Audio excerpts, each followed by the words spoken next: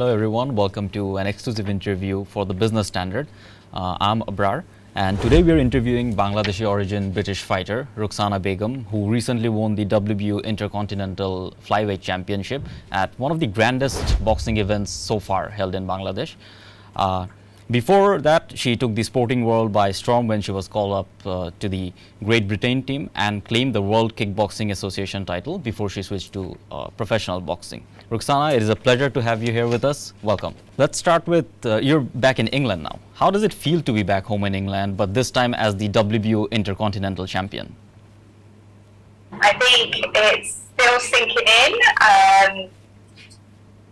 It's a huge achievement, and I set my sights on something that was very uncommon. It's not really been done before, and to become double champion in two different sports, no one thought I could do it, and I'm so proud of myself for being able to stay focused, stay disciplined, stay hungry, and attained my goal. So I'm so proud that I can make a difference now in empowering women and following their dreams, and that deep down you know what your ability is and not giving up. Let's talk about your fight with Tanzila. What was your game plan going into the match, and what, if anything, was surprising to you during the bout? I didn't know a lot about Tanzila. All I knew is that boxing is new in Bangladesh, so I didn't expect her to be as good as she was. I mean, she was an amazing athlete. She was hungry, she was durable, she was resilient, so hats off to her. She was amazing. But then I was the stronger fighter and I had a better strategy, and I think as the rounds went on I was able to find and expose her weaknesses more, and she didn't have an answer for it. I think the first 3 to 4 rounds it was quite even, and she countered most of my punches, and I was like, okay, we're in a fight. This will go the distance. So yeah, it was a great experience to be in a ring with Tanzila and having that caliber of fighter, because it's like a chess game. So it was fun for me. Yeah. Well, so as you pointed out, it's no secret that women's boxing in Bangladesh still has a long way to go.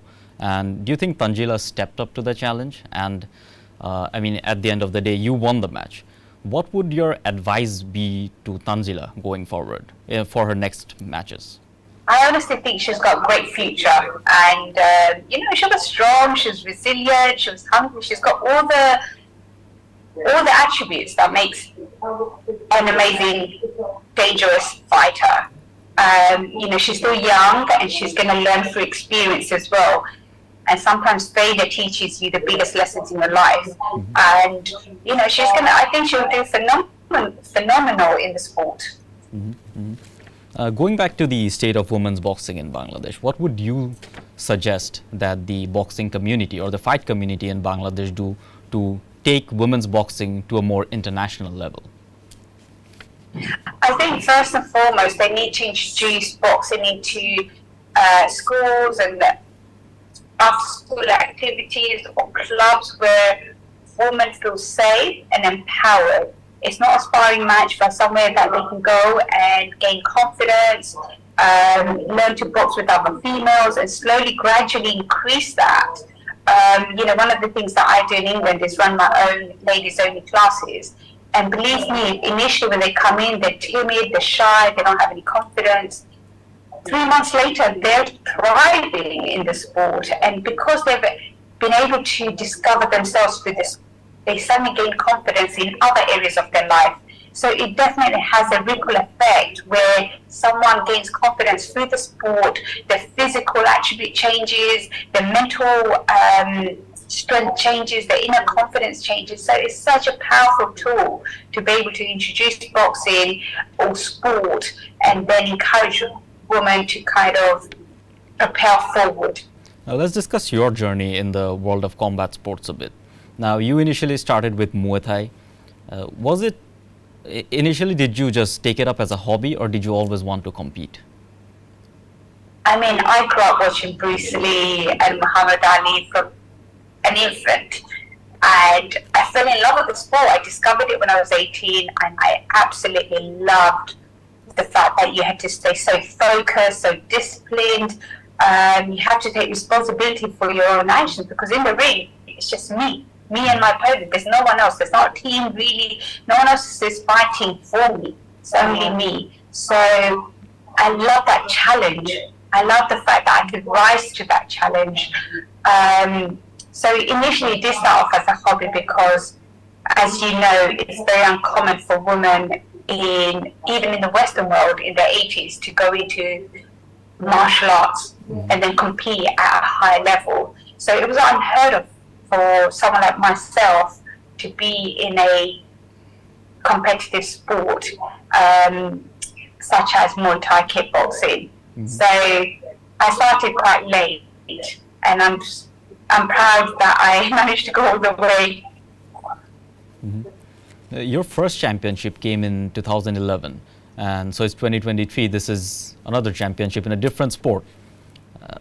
How would you describe the difference in experiences, and how would you say you grew over the last decade as a fighter and also as just a combat athlete in general? So I won my British title, professional title in Muay Thai kickboxing in 2010. And then I was also representing Great Britain in the amateur scene, which is like the Olympics. So I had a vast amount of experience and I loved it. And I think the transition was difficult initially because I underestimated the fact that it's two different sports. If you're good at one thing, that doesn't necessarily mean you will be a champion in another sport, because you have to retrain your body, untrain what you've learned to reprogram yourself. So that can be even more difficult than someone starting fresh in the sport. But yeah, I definitely felt that I had transferable skills, and I've already done it in one sport, so I knew what it takes to become a champion. I just had to apply the same formula in a different sport. So yeah. Okay, so you started with Muay Thai, but you decided to shift to boxing. Why did you decide to make that switch? So I became a world champion in Muay Thai kickboxing in 2016. And I remember my younger brother saying something to me in the car, and my father was sitting next to him, and he said, "We have Amir Khan who inspires the young Asian community, but we don't have a female that does that." And I thought to myself, oh no, I will be selling myself short if I didn't try. So that's where my motivation came from, because I felt as though as long as I'm representing, I'm already a champion. I will make such a huge impact in my community, in the Muslim community, for women in general. And I had to try. Right. Okay. So we've read your book, and there you describe how you were raised in a conservative family. How did you balance your training with that upbringing, and what struggles did you go through to pursue a career in training, in fighting? It was incredibly difficult because, when I started Muay Thai kickboxing, there was hardly any Western women in the gym in a brutal sport like Muay Thai kickboxing. I think nowadays, sport is so much more accessible, it's so much more fashionable.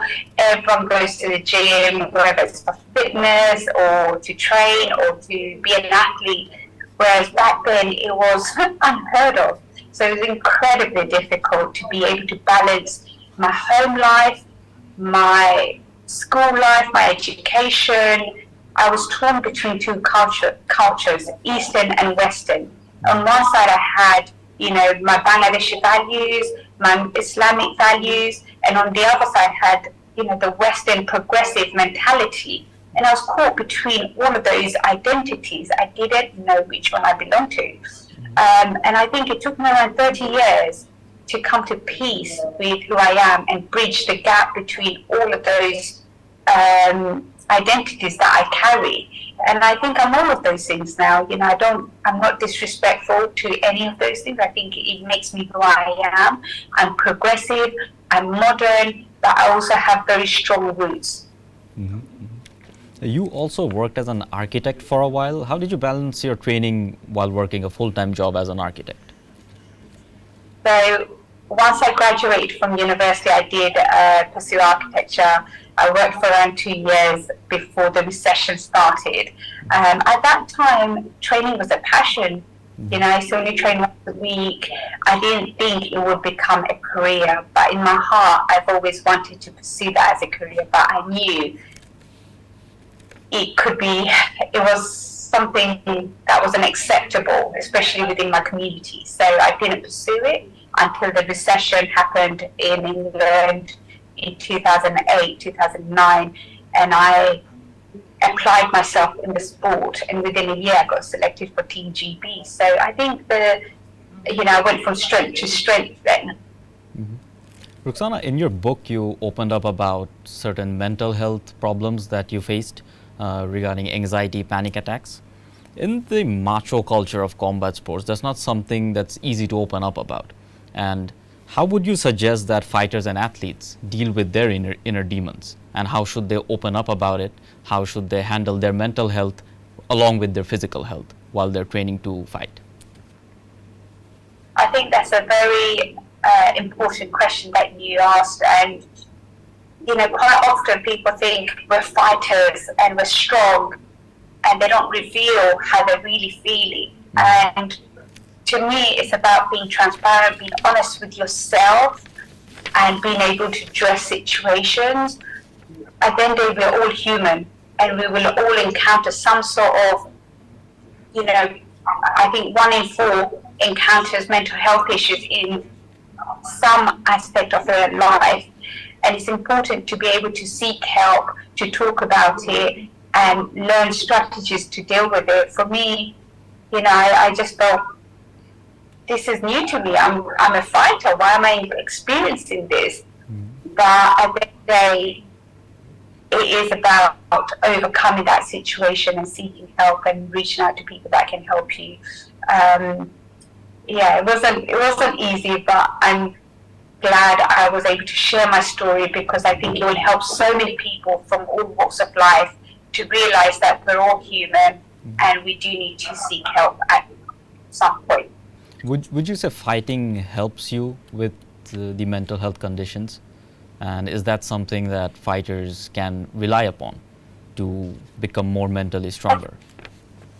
I think definitely the discipline of being an athlete and controlling my emotions, being composed, staying focused, being disciplined, these are all attributes I have cultivated over a period of 20 years. So I think definitely helps me. When I encounter a difficult situation, I can take myself out of the situation, try and seek a different perspective, stay calm under pressure.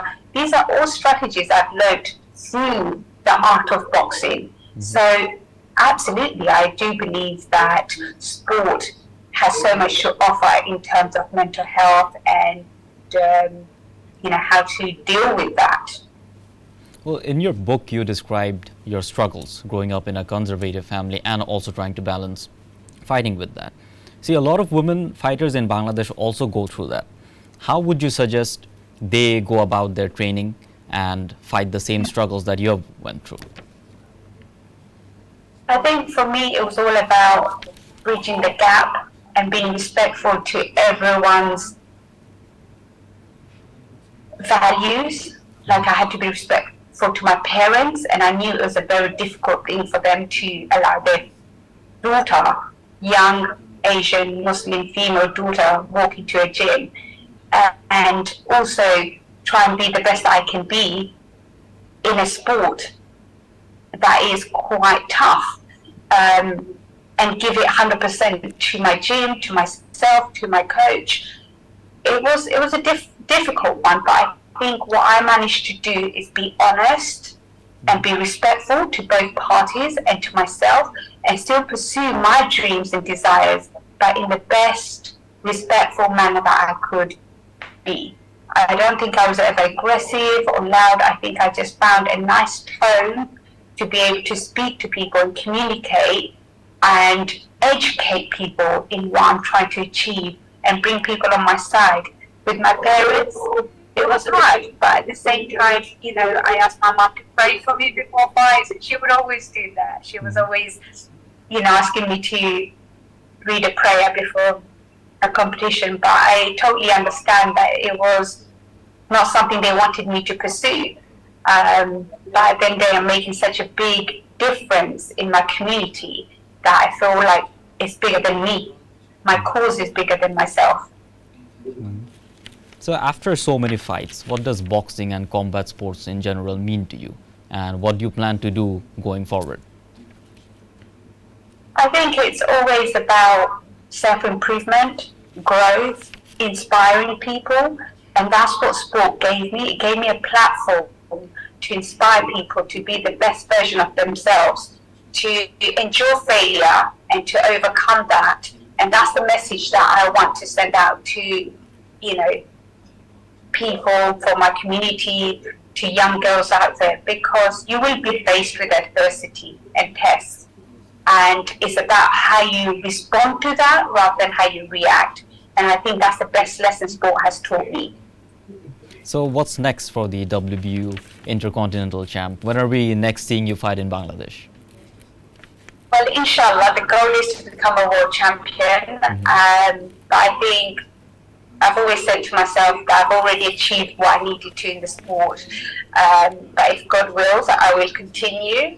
But I would love to write book number 2 and talk about my journey as a boxer now. And looking forward to seeing Born Fighter become a film. So that's another aspect that I'm focusing on at the moment. But yeah, the journey is about reaching out to young girls and inspiring them. And it doesn't have to be in sport, it could be in any field. But it's about being resilient and overcoming obstacles. Is that something you would like to do here in Bangladesh? Because a lot of Bangladeshi boxers and women in general do look up to you. Oh, thank you. I'm really honoured, honestly. It meant a lot. I think one of the biggest achievements for me was to be in Bangladesh, in my home country, and to fight for a title. Like, I could not have planned it any better. And I think when God opens a door, no one can close that. And for me, that was the most humbling and beautiful experience, to be able to really inspire my community. Well, Ruqsana, thank you very much for the interview. And I believe I speak for everyone when I say this, all boxing and fight fans in Bangladesh. We would love to see you fight here in a Bangladeshi ring again. Thank you very much. It's been a pleasure. Thank you. Have a great day. Ladies and gentlemen, that was an interview with Ruqsana Begum, the WBO Intercontinental Flyweight Champion, who fought her last match in Bangladesh in one of the grandest boxing events ever. For more videos like this and for more interviews from the combat sports world, please stay tuned with us at TBS.